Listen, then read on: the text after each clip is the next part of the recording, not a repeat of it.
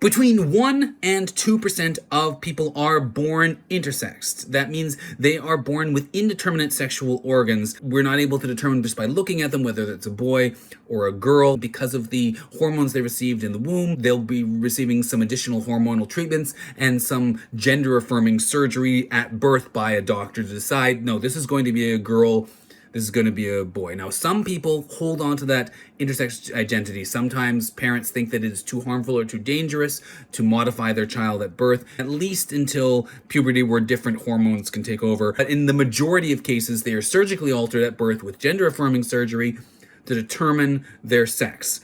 That is well known. There is no mystery about that. It's not a conspiracy. Both of those approaches are a type of trans identity. Now, the majority of trans identity is not based on sexual organs per se. It's based on somebody's internal feeling of what they identify as, whether they identify as non-binary, as male or as female or some other gender. But the majority of intersex cases would be also considered a type of trans identity. And what's interesting about this is we know that this naturally occurs, both in other animals and in humans. In a school of 100 students, one of those students at the very least would be expected to have been born intersex to be considered a type of trans identity.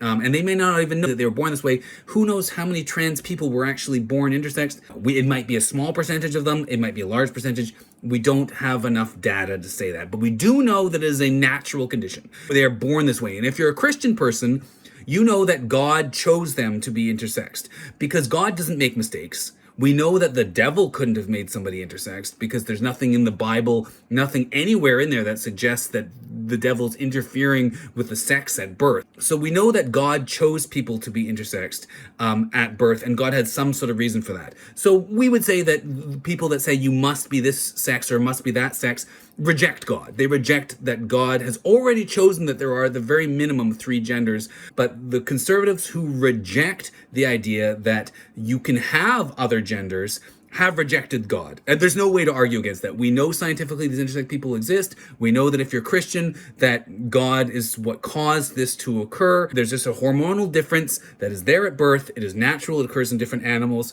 We know that God did it. So to reject different genders is to reject God altogether. You can't reject trans identity and believe in God at the same time. It's a direct contradiction of those views because you must believe that your views or those of the society are superior to God. That's the only way to have that view. Does that mean that we shouldn't be modifying children at birth? That's a totally different debate.